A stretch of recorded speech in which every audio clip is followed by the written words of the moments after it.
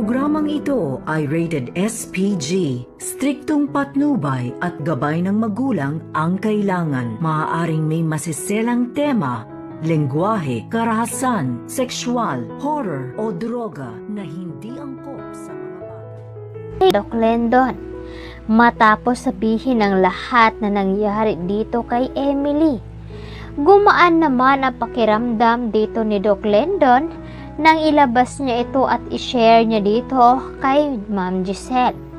Agad naman na nagkape nga itong si Giselle sa opisina ni Lynette at agad niyang tinanong kung ano nga daw ang masarap na regalo or pagkain ang ibibigay niya dito kay Doc Glendon. Nagulat naman si Lynette sa sinabi dito ni Giselle. Ngunit pinapaliwanag dito ni Giselle na nag-open up nga daw ng sikreto dito si Doc Glendon. At ngayon ay gusto niyang bumawi dito at nararamdaman daw dito ni Giselle ang instinct sa pagiging magulang. Kaya naman itong si Lynette ay nagtaka dahil sa pagiging magkaibigan nga dito ni Annalyn at ni Doc Glendon, never daw itong nagkwento at nag-share sa kanyang problema.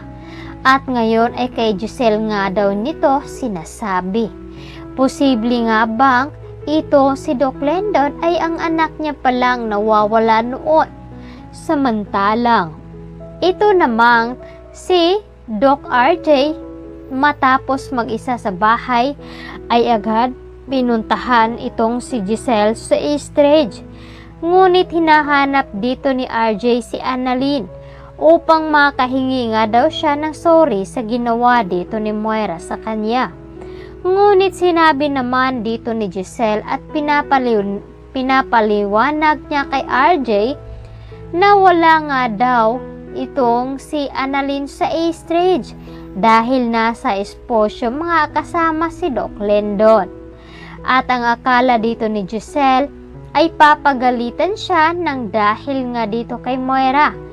Ngunit iba ang pinunta doon ni RJ at agad sinabi dito na tama ang mga sinasabi dito ni Giselle, ni Lynette at ni Annalyn na masama talaga ang ugali dito ni Moira at tiyak na hindi pa niya lalong kabisado at kilala ang asawa nito. Kaya naman agad na binalaan ni Giselle itong si RJ na kailangan ay isafety na niya ang kanyang sarili. Huwag siya magpapahalata na alam na nga daw dito ang tunay na ugali ni Moira. Samantalang sa esposyo kung saan ay hinahanap dito ni Moira itong si RJ.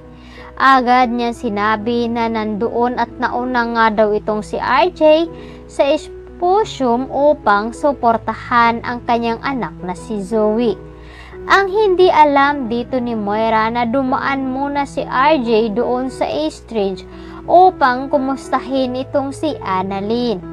At ngayon ay agad sinasabi ni Dr. Enriquez at ni Doc Carlos na wala nga daw doon itong si RJ. Agad naman tumawag si RJ sa kasamahan dito ni Annalyn na pagkatapos nga daw sa esposyo ay tawagan siya dahil gusto niya makabanding ang kanyang anak na si Annalyn. Samantalang habang naglalakad nga itong si Josa ay nakatanggap naman siya ng tawag dito ni Boggs at agad niya sinabi na hindi nga daw kay Cromwell ang cellphone na ibinibinta dito sa kanya. Agad na pinapaliwanag ni Boggs ang nasa wallpaper na cellphone na 2 dalaga at 1 lalaki. At sinabi na naman dito ni Boggs na may isang babae nga daw nagpunta doon at gustong kunin ang cellphone. Ngunit hindi nga ito binigay dahil nakapangalan nga daw ito kay Josa. At sinabi dito ni Boggs na kung itutuloy pa ba nilang pagbenta doon sa cellphone.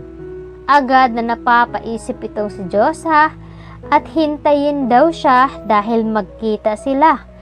Dito na ba makikita ni Josa ang tunay na nilalaman at may-ari ng cellphone. Maipakita kaya dito ni Bog sa kanya? Tutulungan kaya ni Josa na maibigay dito kay Annalyn ang cellphone? Samantalang, ito naman si Zoe ay pilit na sinasabi at inaasar na naman itong si Annalyn. Dahil ngayon nga daw ay kinakalaban daw ni Annalyn ang Apex na nagturing na nagtraining sa kanya. At ngayon ay magkaiba na nga sila dahil sa kompetisyon ng Exposium. At todo raceback naman si Doc Lendon laban dito kay Zoe. Kaya ito ang dapat nating aabangan bukas dito lamang sa Abot Kamay.